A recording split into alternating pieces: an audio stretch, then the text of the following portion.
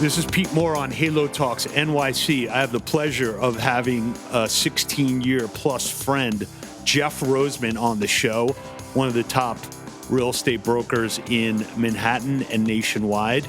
And we used to live in the same building, and we're close friends, so this should be a good discussion. Welcome to the show. Thank you, Pete. Looking forward to it. Excellent.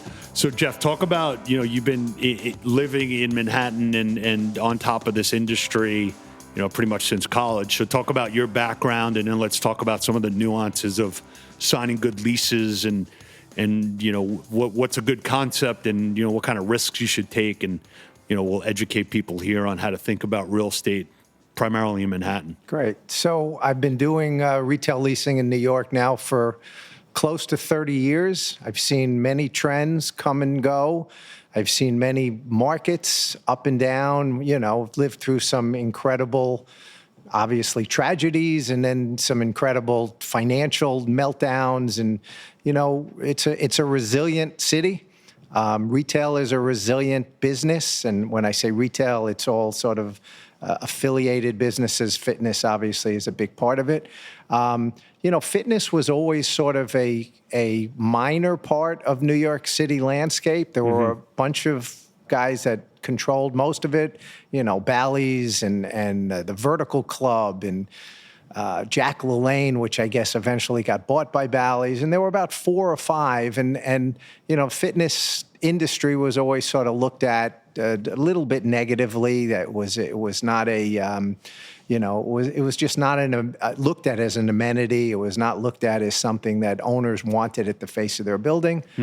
Obviously, fast forward to today, it's one of the bright lights in our industry. It's an incredibly growing field. It's spawned, athleisure and health foods and all sorts of wellness. And so it's changed the dynamic, certainly, and it's obviously in a market that's shifting now with retailers going out of business for, whatever reason they're going out of business.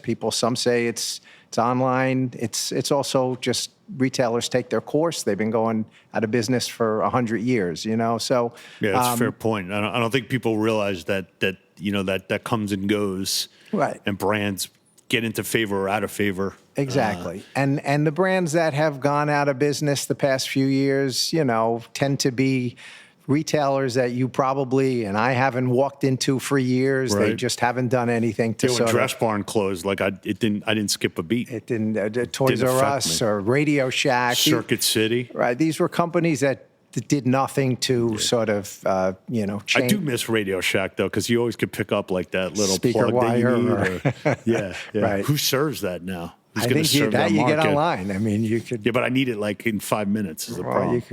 Well, maybe I'll get a express delivery. Right. Or send like an urban fetch guy. Right. Somebody like that. But when you look at at how landlords have kind of changed over time, obviously you a lot of them used to say, and also in leases I used to look at, like a Target would say, okay, if I'm going to be the anchor tenant in your strip center, you're prohibited from having a health club because they thought they took up too many parking spots. Right. So what was it? How's the mentality shifted, and how much have you been helpful in kind of educating landlords to say, well, actually, there's a legitimate membership business, and what groups do you use to say, okay, look, here's like a shining light that you need to understand is now like the norm? Yeah, no, it's a great question. Look, the good news, I think that the parking, and that's a great question, but the parking, health club parking is sometimes complimentary. People come in at 7 o'clock in the morning, do their workouts. Target is probably not even open at that time, or whomever the retailer is. And there are ways to get around it. Obviously, moving forward, that's probably going to be less of an issue. But they do bring an incredible customer to the center. And if you own a business in a urban street or in a power center, having an Equinox or some Soul Cycle in that center is going to bring you, people who are going to probably spend money after their workout. Yeah, I just saw that Kohl's just did a deal, like a 10 location test with Planet Fitness. So do you see a number of these retailers going forward, trying to bifurcate some of their space and say, hey, look, I'll bring somebody in, it's like a Dick's Sporting Goods or somebody in that Lord and realm. Taylor announced that they're doing it. They are about 20 of their stores. They're putting in I think they're doing a deal with WeWork. They're doing a deal with Pinstripes. They did it in their fifth Saks, same owner in Manhattan. Oh, the Wellery. The Wellery. They did that big restaurant up on the 10th floor. They are seeing that there's you need some sort of alternative traffic generators to bring people in, and it's a brilliant idea. I don't think people want to shop on an 8th floor of a department store anymore to go look at furniture. Right. So if there's something else up there, it serves the need. Yeah. What do you see a lot of the landlords now that are, if the market's kind of, been depressed slightly and they're kind of holding out? Like I passed by this place on, I think it's Ben and Jack's Steakhouse. Like it's been out for like a year. Mm-hmm. So they're just holding out. Well, like how long do you see people in general like say, okay, I'm waiting for the market to come back? Well, there's two situations. Sometimes when you see a store that's empty and people perceive the landlord's holding out, sometimes they have to. They've made it, their bank has certain requirements on them to achieve a certain amount of rent. Oh, okay. And if they don't, they're in violation. So even if they keep it where they're paying, what? How does it work? Are they still paying the rent, obviously, or the mortgage? They're still paying their mortgage. But if they lease it for the next 10 years at a below number that they had projected to the bank, yes, they can face a lot of penalties. Interesting. That's a real issue that nobody talks about that. Nobody talks about it. People think that landlords just sit, and I'm not defending landlords. It's not the point here. We can for a second though. Well, there are some landlords that definitely do that, but there's a lot that when you valuation of real estate is based on the lease, right? So if you were expecting to get, $1 million a year in rent, and you end up getting $500,000 a year in rent, you've effectively knocked off millions of dollars of value, and that affects the real estate. So it's not a simple, I might as well just take whatever I can get. As I said, there are some landlords that do that, and that's a problem. But for the majority, I think most landlords have sort of come to Jesus the past year. Mm-hmm. They sort of know what's happening in the marketplace, and if they can make a deal that is, maybe less than they expected, but still works for them, then they're doing it. Mm-hmm. Have you seen any changes in people saying, okay, 2nd floor space or 8th floor space? Like I'm seeing a lot of these, use our term halo, but halo concepts that are going in and saying, okay, I'm going to do a spa on the 8th floor of this office building on 27th Street. Do you see that trend continuing, or do you advise people to say, look, there's nothing like, some signage. Right. There's nothing like an awning. There's nothing like, the 2nd floor where people can actually see what's going on. How do you kind of advise people on that? There is nothing like visibility if you're in that type of business. I think, you can get visibility on probably floors 1 through 3. Mm-hmm. I think the higher you go up, if you're just in a building on the 8th floor, then you're just accessed via a directory. It's trickier, but it's done, and so it really depends on where the brand is going and what their plans are. Mm-hmm. What do you see as some of the biggest issues, like with these studio concepts coming in, or fitness centers? Is it still kind of like noise violations and quiet enjoyment? It's a great question. I mean, that's an issue, depending on the type of building it's going in. If it's going in a residential building, they tend to be a little bit more concerned about that, the owner does. What I see is when I see these companies that come to us looking for new space, obviously you evaluate their business, you evaluate sort of who the principals are, where the capital is coming from. Do they have a plan, or is it just a trainer who thinks, they've seen it and they really believe that they can do it themselves? Mm-hmm. Some have, obviously, but it's like, as it's not that easy to do. People think, wow, if I just get 20 people an hour in my class and they're each paying $40, I'm going to make a lot of money. Obviously there's a lot that goes with it. So we look we try to really get into the weeds with a lot of these guys, and some of it just flushes out by itself. And then, from there, you take it the next step. So how do you, how much of your business, you want to talk about your current business and then explain to us, to me and the audience, the difference between like working mostly with landlords or being like a tenant rep, and why, what hat you need to wear and how you advise groups accordingly. Okay. So my business is both landlord and tenant, probably a little bit more on the landlord side these days. We represent a lot of the premier owners and developers in the city and in the country, and we advise them, and we are their eyes and ears. And now more than ever, is it, people, if H&M you came and wanted a store, there's not that much sort of thought that has to go in it. Now it's a little bit different. There's a lot of more interesting concepts that we have to dig in and figure out the long-term viability of it. And then on the tenant side, I try to get my clients to have a package that can present well. So when they're sitting in front of smart landlords, as most of them are, they can talk the talk, and they're going to be able to talk about where the money's coming from, and if there's a down year, and who the competition is, and where, what happens if, because that's really what landlords care about. Right. And when you're, historically, people said to me, probably when they want to be derogatory, they'll call me like a broker or a business broker. I'm like, well, I'm not. I'm actually like an investment banker, or I'm like your most important advisor for the biggest deal you're ever going to do. When people want to be derogatory to me, they call me an investment banker. That's good. But like you're really helping.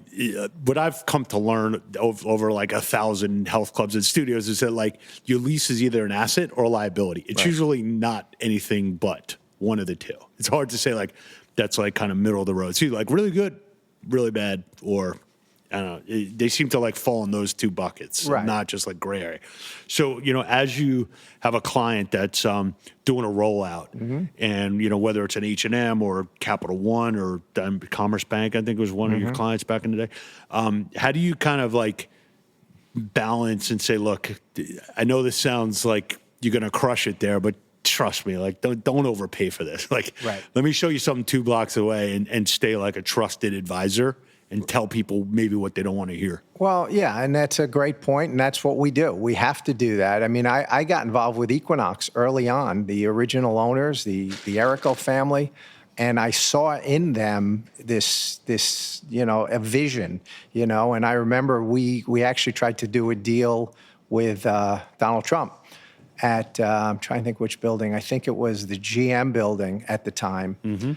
And we submitted a letter of interest, and I got a call back from one of his people, said, Donald doesn't want a gym.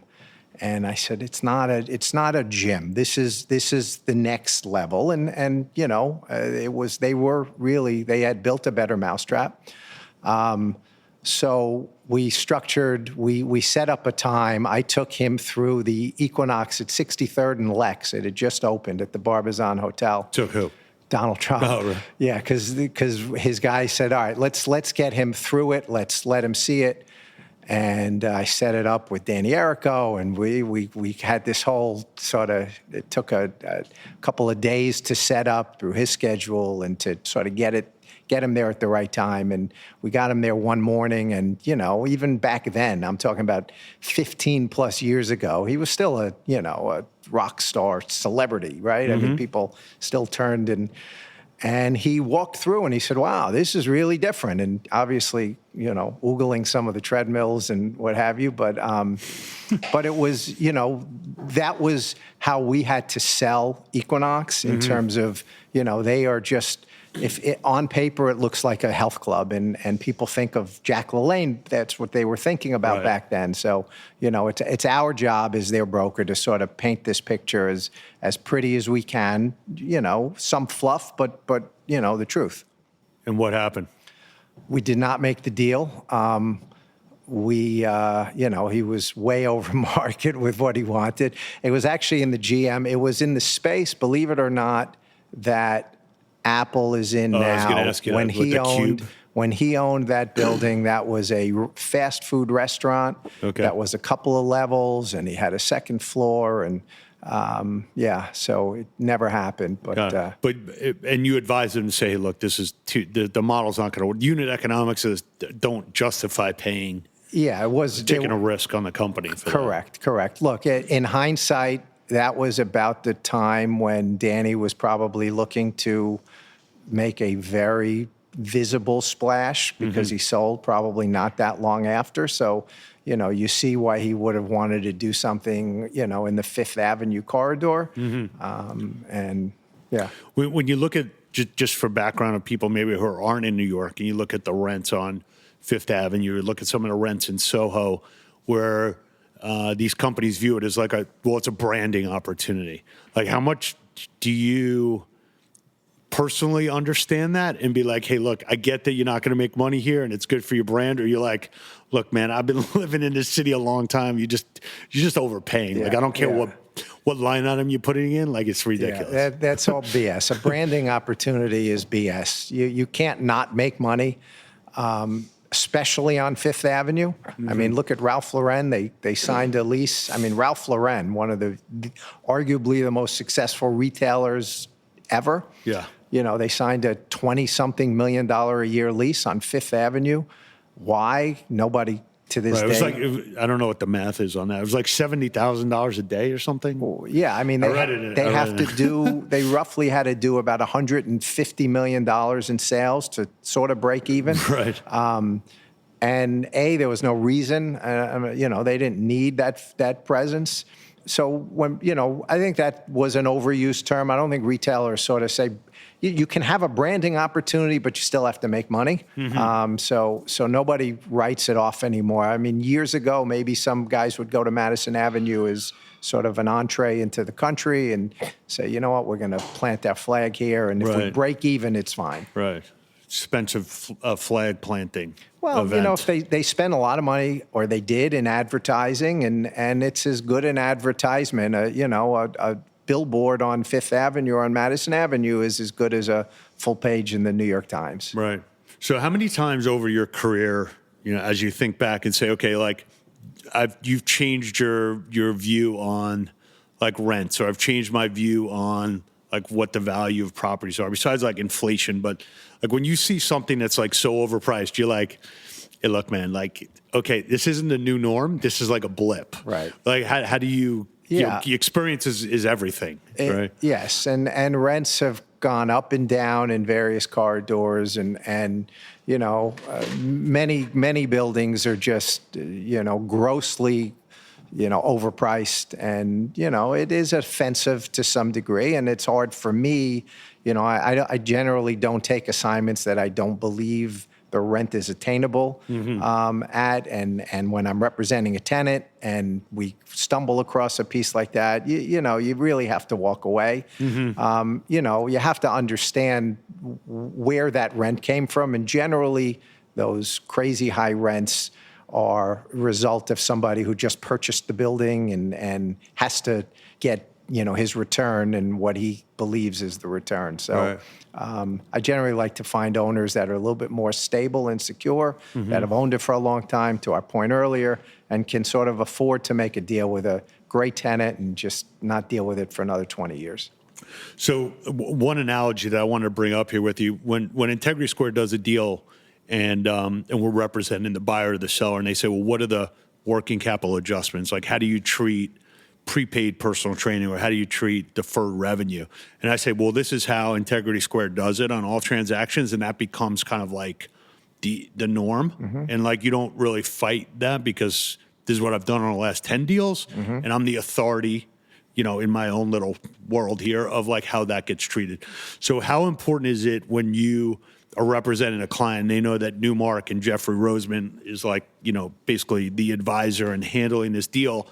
How important is that when you go into a negotiation and say, hey, look, this is ridiculous. Like, we're getting this amount of TI, like this is what the market is, right. Or, hey, this HVAC system, like this is your responsibility, it's not mine. How much of it, like, can you like dictate and say, look, I've been doing this for a while. I'm going to protect my client, Right. and like this is how it is. Yeah, no, it's to your point. It is you can, with authority, you say, look, this is how it's done, and hopefully your client adheres to it. As long as you're on the up and up, which we all are. It's why would you be steering them in the wrong direction? And so. But it's a negotiation. It's human nature. People want to sort of hold on to their views and beliefs on certain things, and you try to fight for certain things as long as they're not going to torpedo the transaction.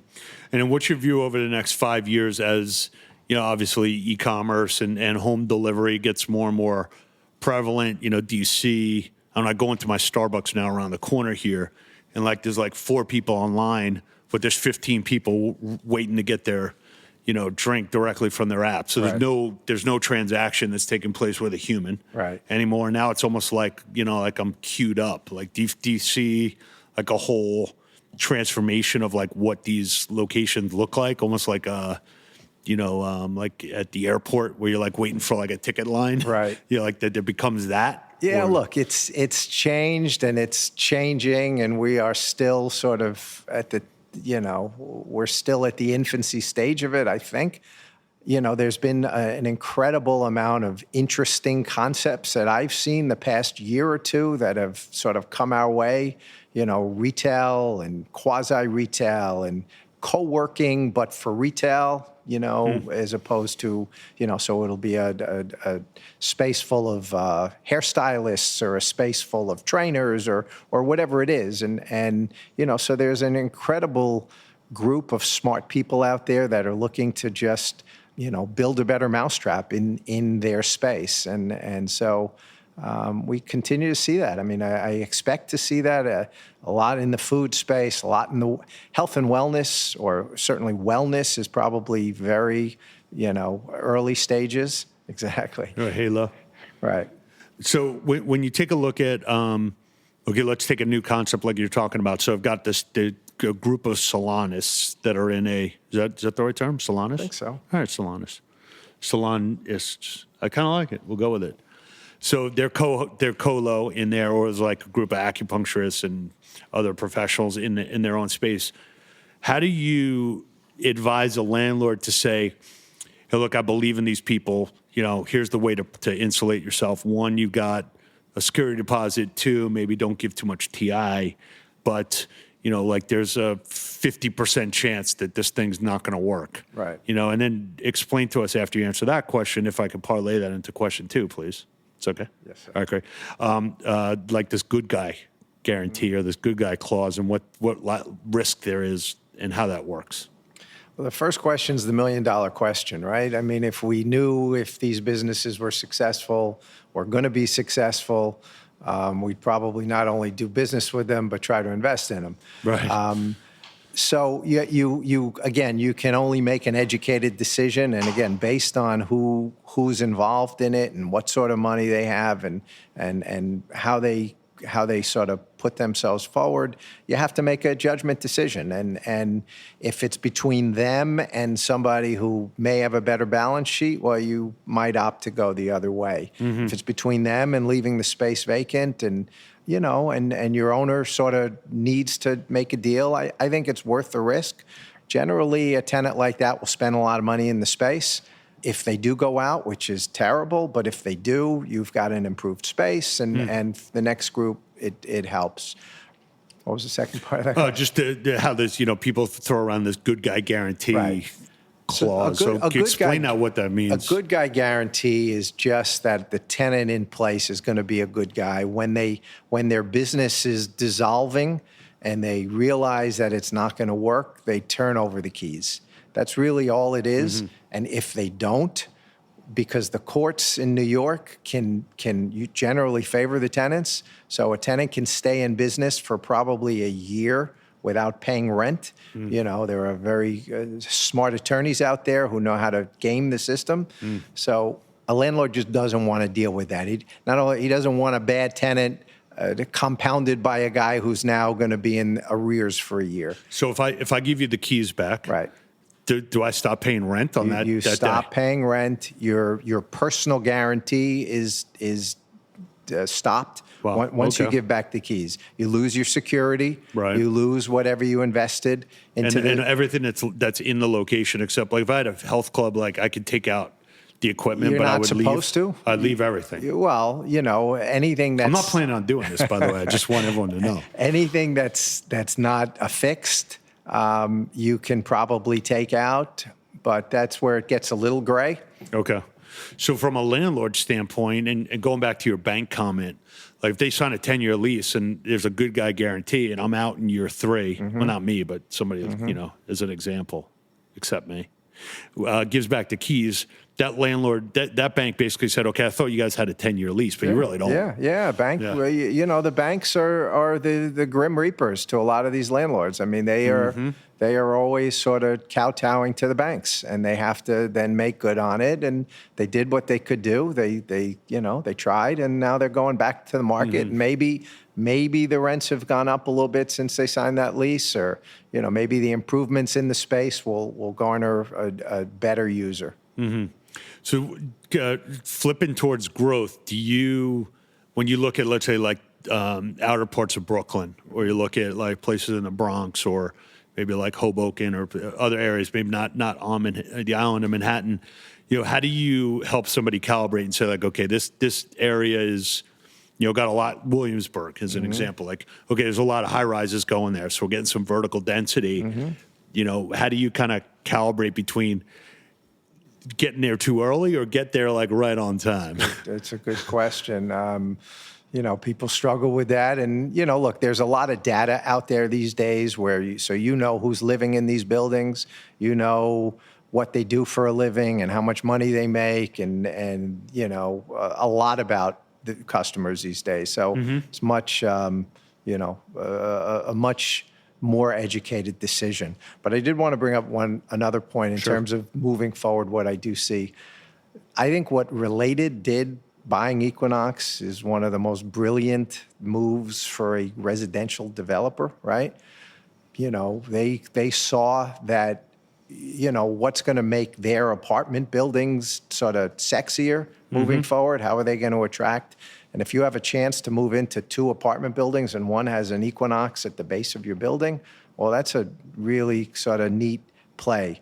I see more owners, I see more developers looking to buy some of these retail or health and wellness or fitness concepts, and they have it built in. So each building that they build, is going to have a Barry's Boot Camp or or a Soul Cycle or something along those lines as part of an amenity to offer, because that's what the apartment buildings now have to offer, right? So are you saying that those types of groups are groups that we should be targeting if we're selling let's say we're selling Orange Theory or we're selling Barry's Boot Camp, like that laundry list of I think developers there are going are to some understand? guys out there that would certainly look to do that, and it makes sense. And look, I mean, with Related's help, although Equinox has done it on their own, but they're arguably one of the hottest brands in the world now from a retail standpoint. Equinox is there. When you think about sexy brands, whether it's fashion, LVMH or Gucci. I mean, Equinox look what they've created, and I don't know if you've seen the new stuff that they just did at Hudson Yards. I haven't been out there yet, but it's mind-boggling, and it just shows where fitness, where the industry is going, and they're not alone. Obviously, there are other folks that are sort of inching their way up there, and so that's what I see. I see more joint projects with folks like that. Yeah, somebody I was talking to last week about a really strong boutique concept. This guy said to me as an investor, he said, all they have is a good brand. I'm like, well, that's pretty much the only thing that matters. I mean, you could put a couple of letters or you could put a symbol up and actually like evoke something that like you think highly of, or that they're an authority in. Right. You know, like that's it. You know, that's all they have is a good brand. I'm like, Right. that's kind of everything. All they do is make money. Yeah, just promise you that I'm going to deliver this Right. experience or this feeling or this quality. Right. So as you look at like what one of my buddies always says to me, you know him actually, he says, Pete, what's your return on time? You know, like how do you manage your time? How do you manage like what concepts are going to, you know, be good, or who's going to pay you, or so on and so forth. So how do you think about your business? Obviously you got a big team, so you can cover a lot, but how much of your time is spent with like new emerging brands versus like, hey, I've got banks and I've got retailers and I've got food companies, and you know, how do you and how much of that is like your personal passion? Yeah. And how much of it is like, hey, look, this is kind of what I do. It's bread and butter. You know, I'm the guy for that. You know as well as anyone. You know, you get feelings from certain companies, from certain people that you sort of run with. That's it as a passion. Lately, I've been meeting a bunch of folks in the esports world, which I really didn't know much about. And as the more I'm digging into it and seeing this unlimited potential, I'm saying, wow, this is a next step in our industry. Now, will these guys ever end up taking space and being a real force in retail? I don't know, but it's interesting to me, and we're spending some time on it. But you have to couple that with, you know, obviously you got to pay the bills, and so your traditional retailers and landlords and, you know, deals that sort of got us here are obviously still our bread and butter. But, you know, the interesting thing is now there's just so many unique concepts and so many ways for your attention to get diverted. You have to sort of try to reel it in. It's not you know, it's not a simple task, as you know. When Netflix was down big last week, you know, obviously there's a lot of people that have a Peloton. There's a Peloton in the basement of this building, but there's not Pelotons in like everybody's apartment. There's still, like, I walked by the Smith the other day. It was packed, you know, with a line. Was there a Peloton in there? There was not a Peloton in there, but I think there was avocado toast. No, but the point is that, like, I think people need to stop thinking that everyone's just going to stay in their apartment, because it's not going to happen, and people actually want to do stuff. Correct. So there was someone who told me that they put in a mirror in a hotel, and then they nobody used it, so they took it out. Yeah. So I think, you know, maybe, you know, in closing here, kind of talk about what you see as like the future of the market, and that all these technologies are basically going to help, you know, maybe increase the revenue of a number of these groups, but not, you know, it's not going to be a ghost town around here. It's not a ghost town at all. And I think a lot of retailers and restaurateurs have sort of realized that, you know, it's an overused word, but creating an experience is sort of now what you have to do. You know, you go into some of the better retailers these days, even the banks. I mean, some of the banks create this. Yeah, I saw a Capital One commercial. Yeah, Capital One, Republic Bank just opened in New York. Shameless, press for them. We do a lot of their work, but they have created an incredible environment. You don't feel like you're walking into a bank. These food halls that have opened across the city, same thing. So yeah, people don't want to stay in their room. They don't want to stay in their apartment. And it's just, but they also don't want to go into a store with, you know, 12-foot slat ceilings that haven't been, you know, cleaned, and it's sort of, you know, unhelpful help, and you know, people that just sort like of salespeople on commission. Yeah, exactly. And so I think the more that retailers and you know, companies are able to sort of grasp their arms around it, that'll change the game. And you've run a big team, and you've been embedded in the sector for 30 plus years. What are some of the quotes that you know, typically say, or like if there was like a Roseman-ism, you know, like what do people hear you say? There's a couple, but I mean, I had a client many years ago. I used to have to meet him early in the morning. He wanted to look at space because his office was in New Jersey. So I'd meet him at about 7 o'clock in the morning, which is not early now. Right. But, you know, when you're 25 and staying out all night, it's pretty early. And I'd show up at his apartment at 7 o'clock, and he'd be sitting there with a scowl on his face. You're late. said, what do you mean? It's 7 o'clock. If you're not early, you're late. And it was just, to this day, 25 years later, I never forgot that. And it's sort of not even about time anymore. Now it's about us, looking at concepts and at business and sort of the way we conduct our business. And so that, to me, is truly words that I live by. If every once in a while I'll get a call from a friend of mine, hey, I saw this great store in Chicago. You should go after them. It's called, Amazon Plus, whatever it is. And I'm like, dude, thank you. But obviously. But you knew about it 12 months ago. I knew about it. So be early on knowing. 3 years ago, right. Yeah. No, I feel that sometimes people try to tell me about a concept, and I'm like, yeah, I've been there. I was at the Kids Sweet 16, the people that own it or something. Right. So, as you look forward here and see this dearth of opportunity, do you see, the boutiques? What's your view on the boutique side? What's your view on, the continued growth of like Equinox and then Lifetime coming into New York? Do you see, more and more, like there are 11,000 bars in New York City and there are only 1,000 fitness destinations. That's correct. Yeah. So when someone said to me, this city's oversaturated, I'm like, well, if you change the 3 Moscow Mules for a workout class, then it's not. Then it's actually could be 11,001. Right. The other way. So do you see, more and more concepts coming through and more landlords saying like, yeah, bring that to me? Yeah, look, I think landlords are definitely much more receptive now to it than they ever were. I think the strong will survive, as in any industry, right? Even when Starbucks first came to New York, there were 4 coffee chains sort of jockeying for position, and they ended up buying most of them, So I think there'll be some consolidation, obviously. There'll be new concepts coming in, so, I continue to see, growth in that area. And again, I expect to see more in the wellness sort of medical, a lot of these concierge medical groups, folks that are doing that industry better. We look for a bunch of that. Great. Well, you've been live with Pete Moore and Jeff Roseman. And before we go, make sure to catch Jeff Roseman's inaugural podcast where he'll be overviewing a lot of the real estate titans of New York City.